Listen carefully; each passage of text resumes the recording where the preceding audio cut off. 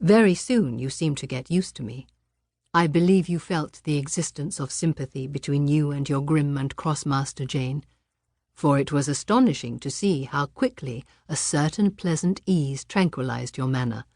Snarl as I would, you showed no surprise, fear, annoyance, or displeasure at my moroseness.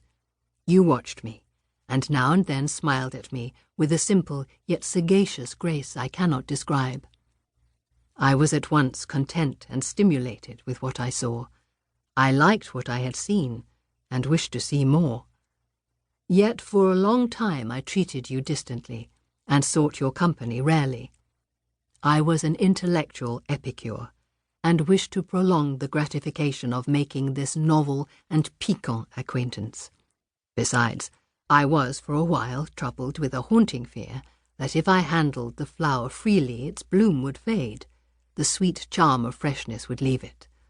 I did not then know that it was no transitory blossom, but rather the radiant resemblance of one cut in an indestructible gem. Moreover, I wished to see whether you would seek me if I shunned you. But you did not. You kept in the schoolroom as still as your own desk and easel. If by chance I met you, you passed me as soon, and with as little token of recognition as was consistent with respect. Your habitual expression in those days, Jane, was a thoughtful look, not despondent, for you were not sickly, but not buoyant, for you had little hope, and no actual pleasure. I wondered what you thought of me, or if you ever thought of me. To find this out, I resumed my notice of you. There was something glad in your glance, and genial in your manner when you conversed. I saw you had a social heart. It was the silent schoolroom, it was the tedium of your life that made you mournful.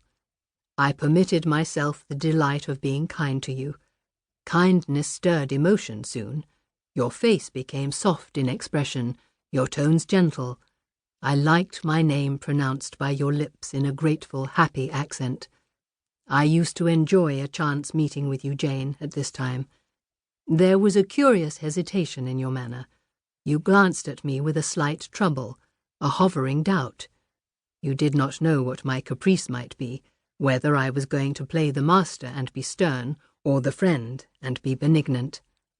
I was now too fond of you often to stimulate the first whim, and when I stretched my hand out cordially, such bloom and light and bliss rose to your young, wistful features, I had much ado often to avoid straining you then and there to my heart. "Don't talk any more of those days, sir," I interrupted, furtively dashing away some tears from my eyes. His language was torture to me, for I knew what I must do, and do soon, and all these reminiscences and these revelations of his feelings only made my work more difficult. "No, Jane," he returned. "What necessity is there to dwell on the past, when the present is so much surer, the future so much brighter?" I shuddered to hear the infatuated assertion.